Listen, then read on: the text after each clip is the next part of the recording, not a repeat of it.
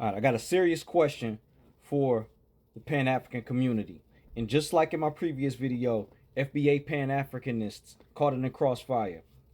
When I say Pan-Afrikanists in this video, I'm talking about people who would categorically qualify as foundational Black Americans. By definition, they qualify as foundational Black Americans. I'm not talking about non-FBAs or anybody from the diaspora. All right, I'm talking about Black Americans with a Black American heritage who practice Pan-Africanism. I got a serious question for y'all. And before I ask this question, family in the delineation movement, don't say no fly shit in the comments under this video. Don't say no fly shit in the comments, all right? Because I'm coming in good faith and I really want to know. Please, feel free to comment, but I'm asking a serious question, all right? No trolling, don't say no slick shit. Cutting straight to the case. Pan-Afrikanists. If Pan-Africanism is all about unity in the diaspora, all of us coming together, respecting each other, working politically, socially, and economically to overthrow the system of white supremacy and liberate ourselves. Why don't y'all check anti-Black American xenophobia from the diaspora? Why do y'all allow Caribbeans and Africans to insult Black Americans, your own people, your own ethnic group?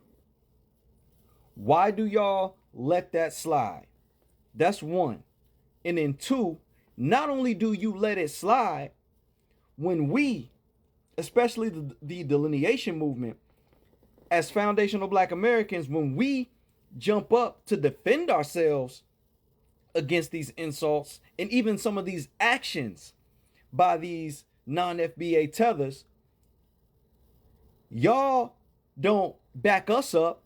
Y'all take sides with the Africans and the Caribbeans who are insulting us against your own people. I need to know. I sincerely need to know. Okay, because that don't make any damn sense. That makes absolutely no sense. The fact that y'all let that shit ride, that does not foster any kind of diasporic unity. That doesn't encourage anybody to see where you're coming from on the Pan-African side. Look, I've said this before. I was a Pan-Africanist for 13 years, okay? Before I delineated. I was a Pan-Africanist for 13 years, all right? And I talked about in one of my previous videos, I addressed the delineation movement. I said I was trying to encourage us to have a little bit of empathy for brothers and sisters who are where we once were before we delineated, right? I said, if there's too much contention, that burns the bridge of understanding between Pan-Africanism and delineation. It makes it harder for them to cross it. If they would, it makes it harder for them to cross it because, it's smoke there. You know what I'm saying? That puts a bad taste in their mouth. All right. So I talked about us on the delineation side. Now on y'all side, what puts a bad taste in our mouth is the fact that you don't defend your own people against anti-Black American xenophobia. That's fucked up. It's foul, disloyal, and traitorous. One of my other previous videos titled FBA Pan-Afrikanists Caught in the Crossfire, I made the analogy of the Godfather, right? And I'm going to expound on it just a little bit more. In the Godfather movie, you had 5 families. The top dog out of all of the 5 families was the Corleone family. All right, and the Corleone had the plug and the lock on everything. All right, and the other 5 families resented the Corleone family for this.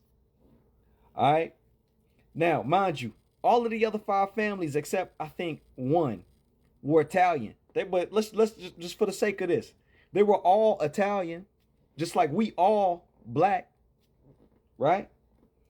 All the other families were Italian, but they had their own agendas and their own interests, right?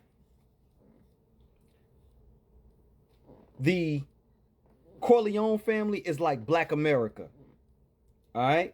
And the delineation movement is like Michael Corleone.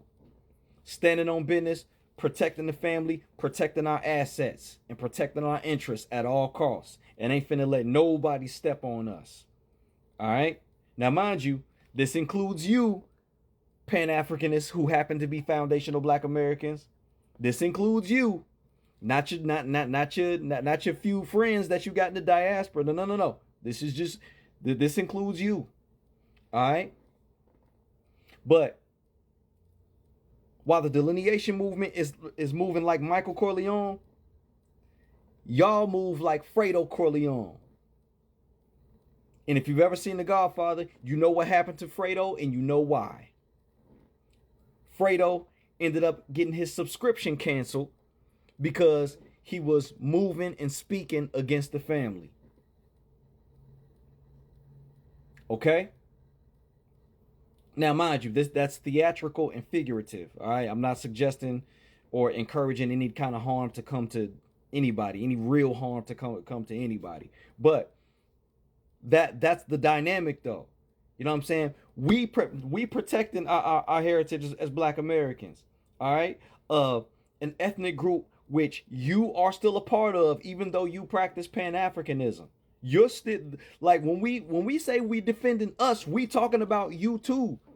When we talking about delineating, we talking about protecting your culture and heritage too. But see, part of the problem is, as a Pan-Africanist, you agree with these tethers when they say we don't have no culture. You agree with it. That's the reason why you walking around in their clothes, because you don't think the Black American streetwear is cultural enough. So you got to throw a dashiki on. You don't think the names Shaniqua, Dede, and Taekwon are cultural enough. So you got to take on an African name. Right? See, and I'm not saying these things to be insulting, but we got to keep it real. This shit hurts, bro. That shit hurts when y'all do that. When y'all let that anti-Black American xenophobia slide from the diaspora and then only check us when we address it. Understand, when these Africans and these Caribbeans that are insulting us, not all, I'm talking strictly the ones that are talking shit about us, you know what I'm saying, and actually moving against us by getting in office and undermining Black American issues. When they say the shit that they say, they talking about your Pan-African ass too. They talking about you too. Yeah. Just so you know. But see, here we are in the delineation movement, consciously or unconsciously, we defending us as well as you. We defending our people. We defending our ethnic group. And here you jump up and you call yourself getting on our ass. We got to be agents. We got to be, FBA is FBI. We got to be all this bullshit coming from y'all mouths.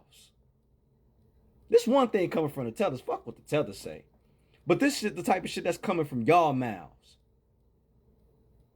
Listen, what I will ultimately like to happen between the delineation movement and Pan-Africanism, no, not combining ideologies, no, not coming up with some kind of coalition or forming an organization or no goofy ass shit like that. Because 90% of shit we disagree on. We disagree on the branding. You know what I'm saying? We disagree on the flags. You know what I'm saying? We disagree on the curriculum and the narratives, right?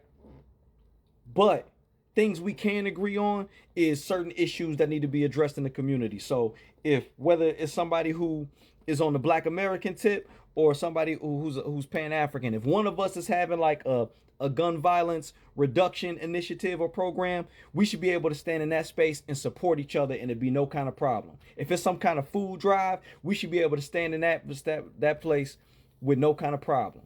You know what I'm saying? Hell, we should be able to support one another's businesses. You know what I'm saying? At least a peaceful coexistence between the people in the respective approaches. But before anything like that could happen, y'all gonna have to tighten up and address that anti-Black American xenophobia. Y'all can't let these people who not part of our immediate family talk shit about us and do shit towards us. You can't do that, bro. You know what I'm saying? Because that's enough to make somebody say, fuck you, for real, for real. And it shouldn't be like that because we still family.